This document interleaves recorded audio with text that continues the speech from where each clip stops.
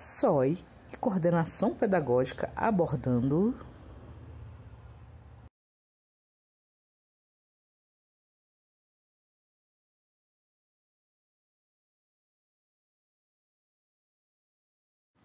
saúde mental infantil, parte 1. Por que conversar sobre a saúde mental infantil?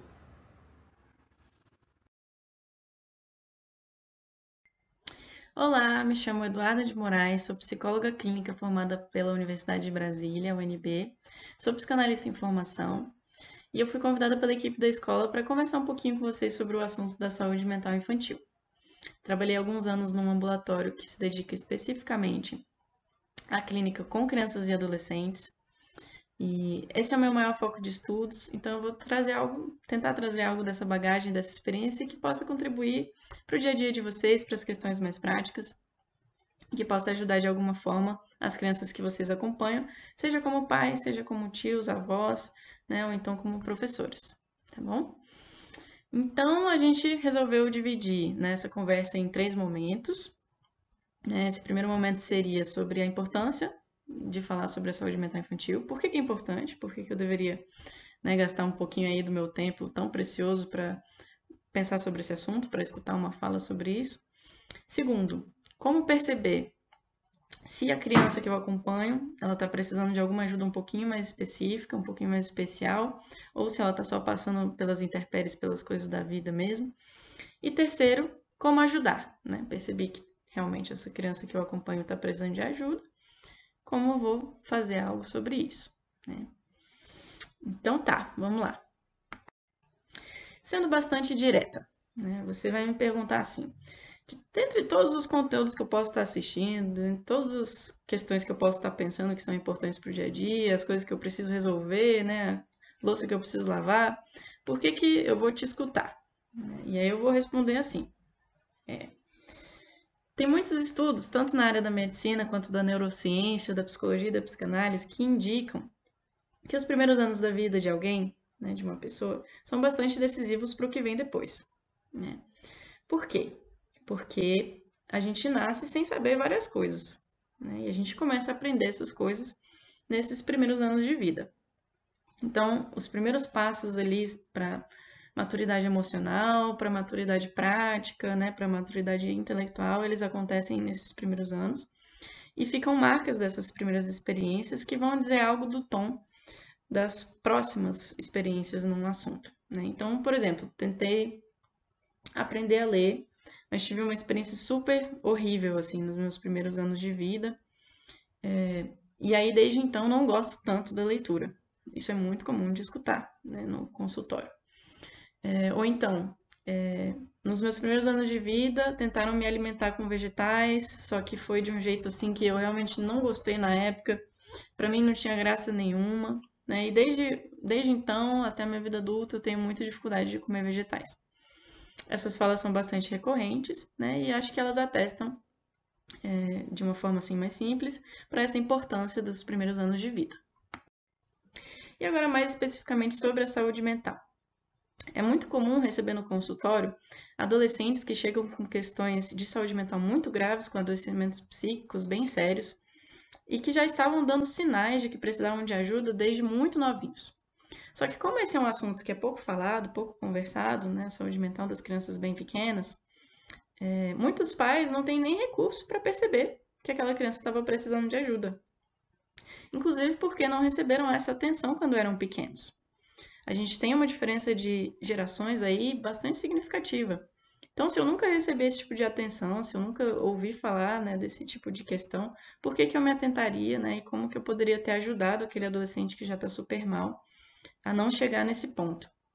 A gente não consegue falar muito em termos de causa e consequência, mas a gente vê esses indícios de que aquela criança já estava comunicando que estava precisando de ajuda, mas que agora chegou no consultório com uma questão alimentar, né, um transtorno alimentar sério, ou então chegou já numa depressão muito grave, pensando em suicídio, né, e automutilação, se machucando, ou então já muito isolada socialmente, né, sem condições de fazer muitas amizades, ou então querendo desistir da escola. Infelizmente, isso já é bastante recorrente no consultório, especialmente depois da pandemia. né, de chegar um adolescente que não vê sentido na escola em ficar ali várias horas sentado num lugar tentando aprender questões que vão abrir portas, né, para a universidade ou então para outros tipos de carreira, mas que não conseguem ver sentido nisso e a família tenta de tudo, né, mas não consegue reaproximar aquele adolescente, reinserir ele na escola. Estou trazendo realmente alguns exemplos mais graves e não para causar um alarde, uma preocupação, um desespero desnecessário em vocês, mas para trazer essa reflexão de como é importante cuidar da saúde mental da criança e do adolescente, né? E que cuidando da saúde mental a gente pode diminuir bastante as chances de que mais para frente essa criança tenha uma problemática mais séria. Eu sei que muitos dos pais dos adolescentes que eu atendo atualmente gostariam de ter tido chance, né, de ouvir sobre isso antes, de pensar sobre isso antes. Então, infelizmente, essas realidades que eu exemplifiquei agora estão cada vez mais recorrentes, mais frequentes. E um dos maiores motivos para isso, né, no entendimento dos psicólogos clínicos, é esse período de pandemia que a gente acabou de atravessar. Esse momento da pandemia foi muito esquisito, né? Foi muito atípico, assim, uma grande quebra de tudo que a gente vinha vivendo até então. Ninguém esperava, né, que algo fosse acontecer, a não ser os infectologistas que já trabalham com isso, né? Mas, inclusive, quando a gente pensa na história da sociedade humana, mesmo do mundo, tiveram poucas ocorrências de pandemias parecidas com essa.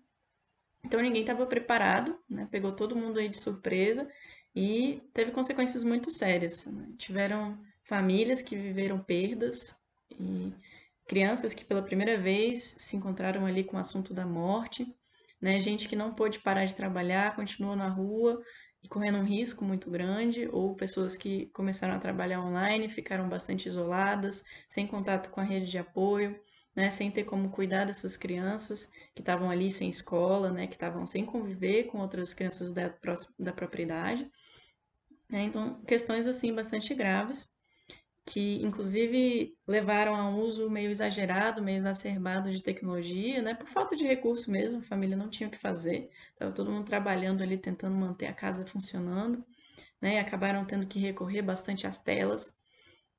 E, enfim, foram diversas questões que afetam aí o mundo emocional, não só da família, né, dos adultos que estavam na linha de frente, mas também das crianças que ficam expostas a essas questões e que vão sentindo, né, aqueles efeitos, aquelas emoções, e que hoje em dia podem estar apresentando sinais de que não estão conseguindo digerir ainda ou fazer uma mudança para esse outro funcionamento pós-pandêmico.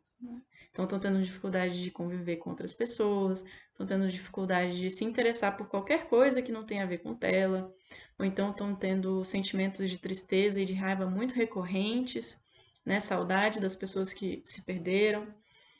Enfim, esse é o panorama que temos. Então, meu convite fica para que a gente pare um pouquinho para pensar sobre esse tema da saúde mental infantil. São essas as primeiras reflexões que eu queria trazer. Se você se interessou, se você ficou instigado, né, mobilizado a pensar um pouquinho mais desse assunto, a gente se encontra no próximo vídeo e lá eu vou estar ajudando vocês a diferenciar um pouquinho se a criança que você acompanha está precisando de ajuda mesmo, alguma coisa mais específica, ou se ela está só atravessando as intempéries, as dificuldades da vida. E depois de identificar se a criança que você acompanha está precisando de ajuda, o que você pode fazer, né? Quais são os caminhos possíveis? E vamos pensando sobre isso, tá bom? Fico à disposição e até a próxima.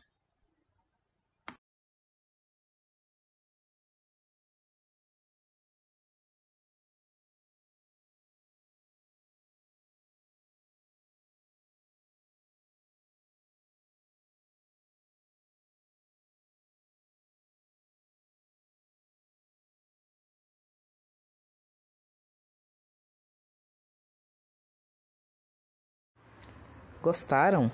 Que tal dar o retorno opinião para a escola? Mande sua mensagem para o WhatsApp 3201 4943.